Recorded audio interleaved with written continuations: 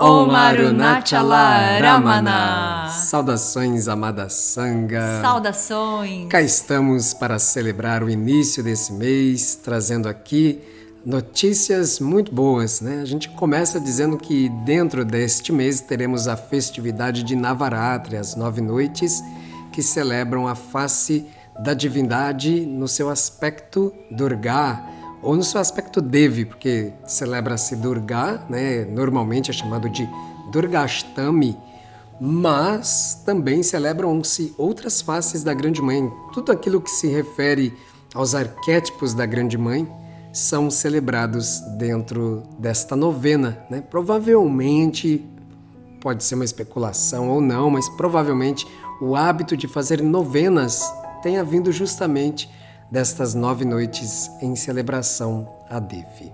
É um momento muito auspicioso para cada um de nós que somos devotos, podermos nos conectar com essa fonte nutridora, com essa fonte de vida, com essa fonte que está relacionada à nossa própria natureza.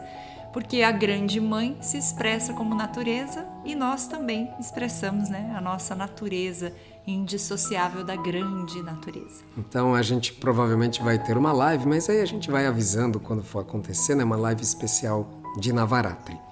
Também a gente quer anunciar aqui, já foi dito antes, mas a gente reforça, estaremos abrindo o grupo de mentoria coletiva para os estudos continuados provavelmente, não sei se a gente vai conseguir fazer tudo isso rapidamente, mas as 10 primeiras Upanishads associados ao Rig Veda.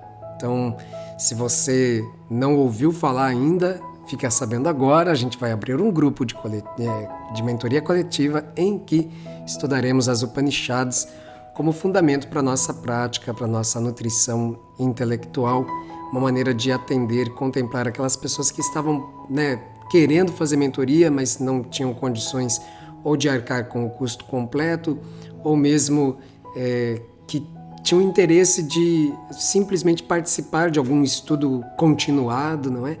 E que não estavam encontrando tempo para isso, etc. Então, assim, a gente vai contemplar a possibilidade de todos aqueles que quiseram, né, em algum momento fazer mentoria, virem para essa mentoria coletiva. A nossa intenção é dar início a esses estudos, né, esses encontros de mentoria coletiva na quinta-feira do dia 19, é isso mesmo? Que nós temos um feriado, né, esse mês, agora no próximo dia 12, então a gente sentiu de esperar passar esse feriado para poder realmente começar e seguir adiante. Os encontros vão ser sempre às quintas-feiras, às 19 horas. Muito bem. E também aqui estamos para trazer aí um comentário, né? Alguma coisa, algum apontamento aí sobre uma questão que, na verdade, eu não vou fazer nenhuma leitura de questão porque ela foi aparecendo muitas vezes. Então a gente entende uma coisa. Se tem uma pergunta que está aparecendo de novo e novamente, é porque talvez esse seja um assunto que seja oportuno de ser trabalhado e, ao mesmo tempo, está aí no ar, né? Para a gente poder refletir. Então, se eu fosse trazer assim, um nome para isso, é Atman Vichara e as crianças. O que fazer? Ok? Então, não temos a pergunta, mas a questão apresentada de muitas maneiras diferentes é justamente essa. Perguntam de maneira bastante pessoal, o que vocês fazem? Vocês ensinam Atman Vichara para suas meninas? O que eu devo fazer? Eu tenho uma criança em casa, como eu devo atuar com a criança e o conhecimento supremo? Bom, uma parte desta questão vai ser respondida na própria escritura, no estudo das escrituras. Claro que isso vai ficar meio estranho, né? Venha para a mentoria coletiva e você vai descobrir o que fazer com seus filhos. Não é essa a ideia. Mas é verdade que este é um tema que é abordado dentro das escrituras. Então, assim, a gente não vai falar exatamente de como isso é vivido dentro do universo da espiritualidade hindu, até porque a nossa realidade pode ser bastante distinta, e normalmente é mesmo, né? Bastante distinta do que é a vida cotidiana, né? Dos que tem, assim, uma observância, né? Da prática religiosa, da prática espiritual também. imensa, né? Incomensurável, é parte integrante do cotidiano deles, diferente do que é para nós, né? A nossa cultura, mesmo tendo uma cultura religiosa, né, judaico-cristã bastante presente, assim, é diferente, é distinto, porque a gente tem o culto, tem a missa, é algo muito pontual, que assim, apenas aquelas pessoas muito dedicadas à religião é que vão, tipo, sei lá, assistir missa todos os dias ou frequentar o culto todos os dias, mas acho que nem tem culto todos os dias, e então é um pouco distinto, né? Em geral, o que acontece, que a gente observa, né, na Índia, é que o dia começa com uma louvação. Não existe, para aquela pessoa que realmente observa os preceitos espirituais e religiosos da sua família, né, que ela tem como base, o dia ele inicia, né, muito cedo, antes do sol nascer, e as práticas espirituais elas são colocadas adiante de qualquer outra coisa. É muito bonito isso, porque realmente é a experiência da nutrição espiritual sendo colocada em primeiro plano. Afinal, nós somos espírito. Então, é bem bonito assim, porque eu nunca estive em um lugar da Índia que eu me recorde de não ouvir os sinos do templo às 4 da manhã, 4:30 da manhã. Em qualquer lugar que você vá, bom, não sei hoje, né? Mas isso vai acontecer. Assim, você vai ter essa percepção dos cânticos acontecendo muito cedinho, sabe? Surpreendendo o dia. É muito bonito mesmo. E a gente não tem essa vivência em geral aqui. Claro que nos mosteiros, em algumas situações que as pessoas realmente se dedicam e servem a esse propósito espiritual, isso acontece. Mas isso que eu estou contando para vocês é algo da vida da pessoa, chefe de família, mãe de família, as crianças antes de irem para a escola e etc. E é um modelo também, né? É um modelo de vida que, assim, veja, existe rito para tudo, né? Então existe rito inclusive para a concepção de um bebê. Existe rito no momento do parto da criança. A vida da criança e a observância dos preceitos religiosos é algo que se envolve ao longo... Bom, fica meio estranho, mas é ao longo da vida toda, ok? Não só no seu período de infância, mas enfim, é algo que está ali presente, né? Então, por exemplo, quando a criança vai para a escola, existe um rito védico especificamente para o início da vida escolar da criança, né? Inclusive, Bhagavan passou por esse rito védico, né? Isso está descrito na biografia de Shri Bhikshu, Krishna Bhikshu. Então, o que acontece? A gente não vai poder responder isso pela perspectiva do que acontece na Índia. A gente vai ter que responder isso pela perspectiva do que acontece conosco na nossa vida ocidental. Eu também não sei se cabe uma resposta de natureza totalmente pessoal disso, embora muitas vezes a pergunta foi apresentada querendo especificamente saber como é que a gente lida, né? Mas assim, como a gente lida, como a gente faz, não quer dizer que é a resposta absoluta, a verdade inquestionável de jeito. Na verdade, eu acho que esse é um ponto sensível, é um ponto complexo e cada um vai ter que descobrir por si mesmo, não é? Então assim, a gente pode falar algumas coisas que são do nosso cotidiano e da forma como a gente lidou e lida, mas, de novo, é importante ressaltar que isso não quer dizer que seja uma verdade absoluta, que a gente está coberto de razão, que nós somos pais exímios e perfeitos. Nossa, bem longe disso. Bem longe disso. Quem tem criança sabe da dificuldade que é, da maravilha que é e da dificuldade que é, horas, né? Não dá para negar isso, correto, Morini? Correto. Eu acho que uma coisa importante que a gente teve sempre como princípio é ofertar a apresentação, deixar disponível a experiência e ao mesmo tempo preservar a liberdade, né? Acho que essa é uma questão bem forte para nós na nossa condução, não sei se é uma boa palavra aqui, mas desse processo educativo, de cuidadoria das crianças, né? Então, elas sempre tiveram contato com as práticas, mas nunca as práticas foram impostas. Foram, talvez, em alguns momentos sugeridas e em alguns momentos nós trouxemos, olha, aqui você pode ter uma prática meditativa e você vai conseguir viver isso muito melhor, passar por esse desafio de uma maneira mais tranquila do que sem a prática meditativa. Vamos experimentar? Vamos experimentar.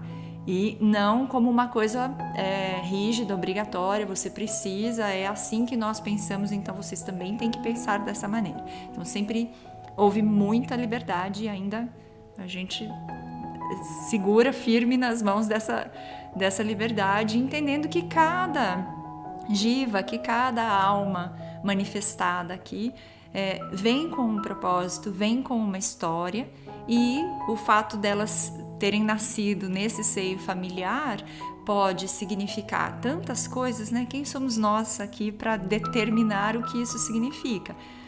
Inevitavelmente, elas acabam participando do nosso cotidiano enquanto professores de meditação, de yoga, das filosofias, né, dos estudos que nós fazemos, porque isso tudo é feito de forma transparente, aberta.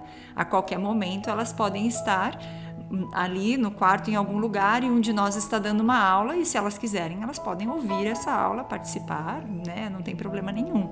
Mas isso nunca vai ser algo imposto. Exatamente.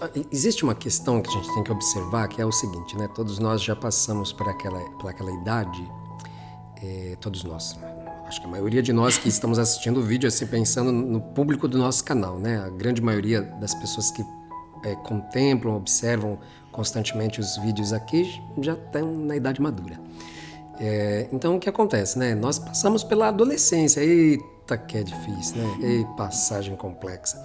Então assim, na adolescência, que ninguém sabe exatamente o que é, né? O que é um adolescente? O adolescente ele não é mais criança, mas ele também não é adulto, ele não é suficientemente emancipado, enfim.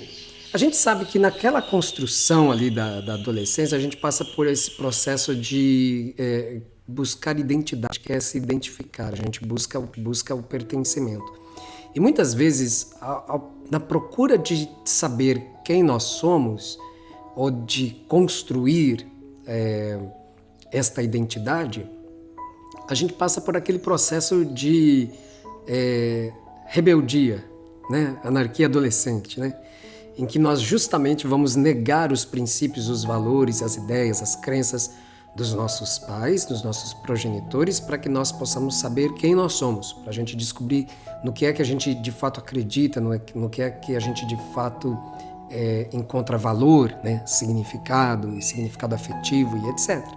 Então é muito comum que aconteça, né, do jovem se rebelar, né, contra os ditos padrões de crenças dos progenitores. Então, assim, é até bom não ter muita coisa em cima da criança, porque daqui a pouco ela vira adolescente, ela vai negar isso só porque tem que negar, sabe? Essa coisa de, não, eu sou adolescente, eu preciso procurar a minha identidade, procurar o meu lugar de pertencimento, a minha tribo, etc. Correto? Então, assim, o que nós podemos perceber? A gente vai perceber o seguinte, é importante, né? Isso é um posicionamento pessoal, mas vamos lá. Eu entendo que é importante que os nossos filhos saibam que nós temos uma prática filosófica, que nós temos uma prática espiritual, que nós praticamos meditação, que a meditação e o conhecimento não dual fazem parte da maneira como nós vemos o mundo e a forma como nos comportamos no mundo. E aí eu acho que é o principal ponto. Não tem ensinamento mais próspero, mais cativante, né, do que o exemplo, aquilo que a forma como você se comporta no mundo. Então assim, nós somos devotos de Bhagavan. Não fica bem a gente, por exemplo, maltratar animais. Poxa vida, não fica bem nem para quem não é devoto, mas para quem é devoto fica muito pior. Não dá. Então assim, por exemplo, isso é algo que fez parte da nossa vida, faz parte até hoje e que está presente nas meninas aqui. Os animais que habitam aqui com a gente, que coabitam com a gente domesticamente ou não, todos eles são respeitados como pessoas nobres, né? Então o Bhagavan sempre falava disso, né? Quando as pessoas maltratavam um cachorro, por exemplo, falava assim, por que você não o vê como um guiane? Por que você não vê ele como um sábio? Por que você vê ele como um cachorro? É só porque a aparência do corpo é diferente, é o mesmo Atman, não é? Então eis aí uma forma que você exemplifica. E isso vai para os cuidados alimentares, uma observação de uma alimentação mais satífica. Você está cozinhando para a criança. Então a criança está comendo o que você está cozinhando. Logo, a sua observância de uma alimentação satífica já está sendo ingerida por ela. Ela participa disso indiretamente. Ok? Cabe a você proteger uma boa nutrição para essa criança, tanto quanto você precisa de uma boa nutrição, e você já está dando o exemplo, e essa comida, essa alimentação satífica, ela também é parte do conhecimento supremo, não é? Então, é mais um campo onde isso vai ser observado, tanto quanto o tratamento com as pessoas. Não importa se é amigo, inimigo, conhecido, desconhecido, nós vamos sempre ser cordiais, procurar observar a gentileza, procurar observar o bom trato, respeitoso, acolhimento da visita, etc. Então, são coisas que compõem o cotidiano, que estão diretamente associados com o conhecimento supremo. Não vou dizer que está indiretamente associado, não, está diretamente associado com o conhecimento supremo. E que é transmitido para as nossas crianças sem o uso da palavra. Você não precisa, você não precisa explicar para ela o que é arrancar, para mostrar para ela o que é viver de uma forma altruística. Acho que é assim que se fala, né? É assim que se fala. Ou altruísta ou altruística, eu não sei. Mas enfim, essa é uma maneira em que você ensina sobre como superar o egoísmo. Eu sinto que dentro disso que o Ananda Só porque eu disse falando... que é uma pessoa, eu vou jogar ela. Ai, sai daqui, gato. Não, uma pessoa reverencia, dá namastê para todo mundo, agora vai ao chão, viver a sua liberdade. Pronto. Eu sinto que nisso que o Ananda está falando, que já está bem claro, assim, acho que só sublinhar o sentido de coerência, né? É preciso que haja coerência. A coerência é algo que salta a nossa percepção, aos nossos olhos, como algo natural. Então faz sentido, e aí quando a criança observa isso que faz sentido, ela tem uma nutrição daquilo, uma absorção daquilo muito mais tranquila, natural mesmo, espontânea, do que quando é uma coisa meio esquisita. Ela vê um comportamento no momento, por exemplo, ritualístico, e aí ela vê um outro comportamento no momento do cotidiano, de tal coisa que está acontecendo, que pode soar para ela incoerente.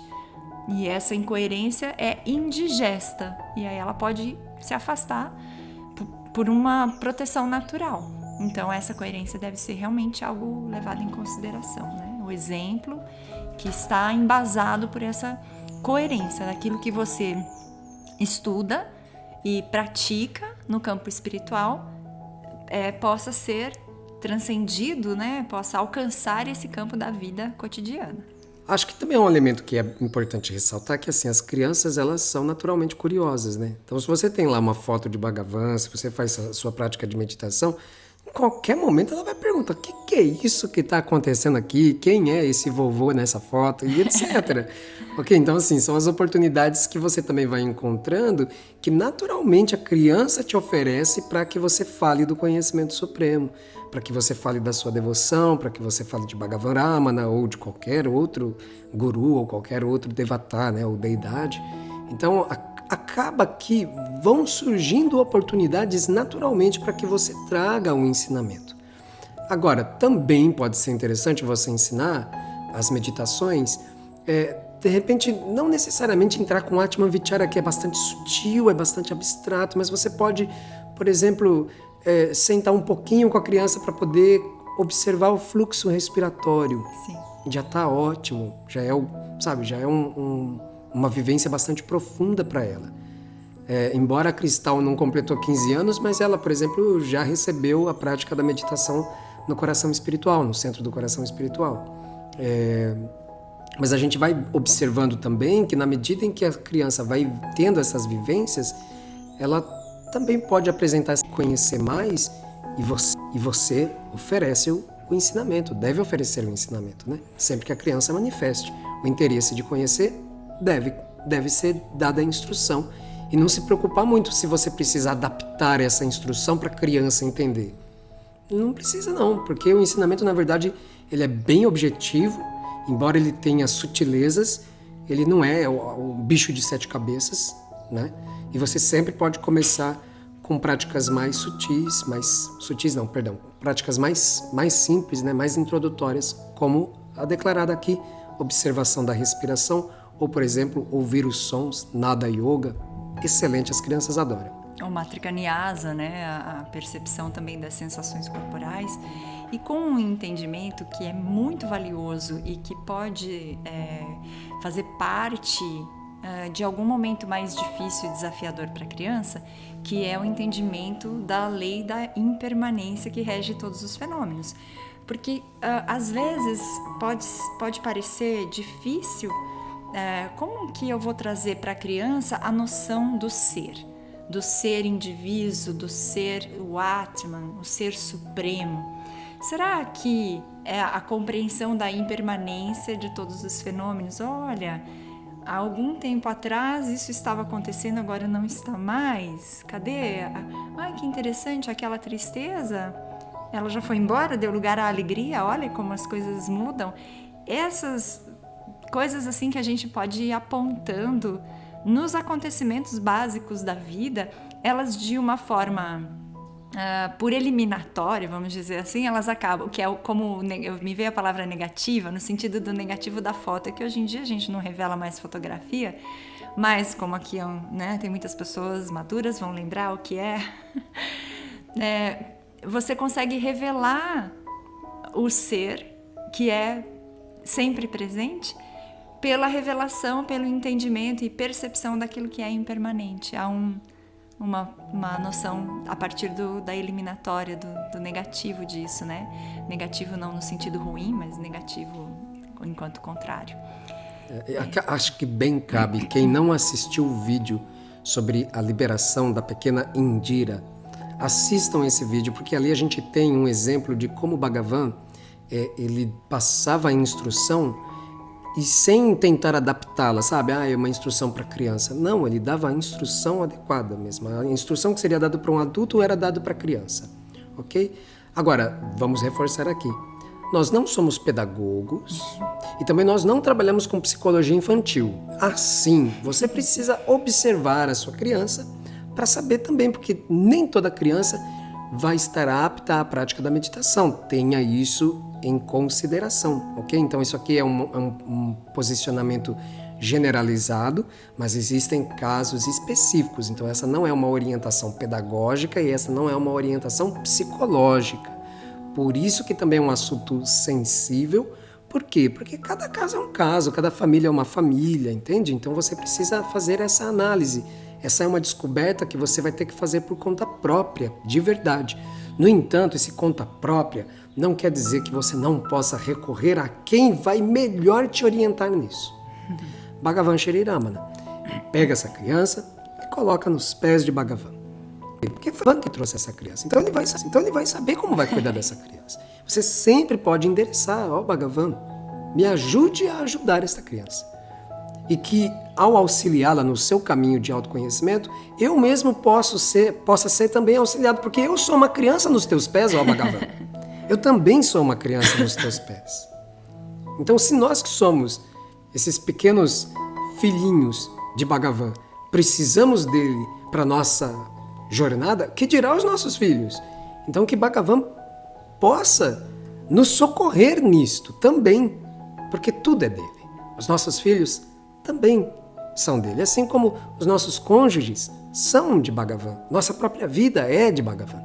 Então a gente simplesmente entrega, tenha essa confiança de que Bhagavan operará através da sua consciência, através da consciência da criança, através da consciência dos fatos que estão ocorrendo, dos eventos que estão ocorrendo na vida. Porque não existe nem a separação dessas consciências, é só uma. E justamente por isso, muitas vezes, ocorre uma percepção que é como um insight assim, muito belo, de que não existe alguém ensinando nada para alguém que está aprendendo, e que isso é uma via sempre de mão dupla. Então, se nós aguçamos a nossa percepção para a criança, o que ela está vivenciando, pode ser que a gente encontre o Atma Vichara já presente na criança e só não estávamos percebendo isso. Pode ser que ela já esteja fazendo a autoinvestigação. Pode ser que ela já esteja se questionando quem sou eu. Que ela já esteja perceptiva muito mais do que nós, às vezes, do momento presente. Em geral, as crianças pequenas, elas estão mergulhadas no momento presente. Então, pode ser que não seja o caso da gente tentar transmitir algo a elas, mas sim a gente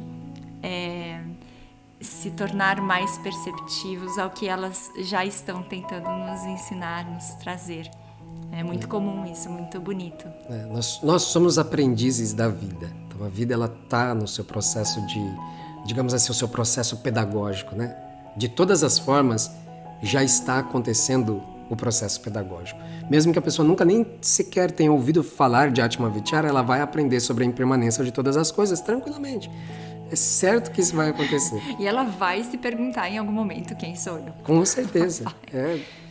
Tá na natureza, tá na nossa própria natureza, porque a nossa verdadeira natureza é o Atma. Então, eu acho que a grande lição disso, no meu entendimento e na nossa experiência aqui, foi assim, não interferir tanto e entregar mais, sabe? Renda tudo aos pés de Bhagavan e deixa que o processo vai se dar.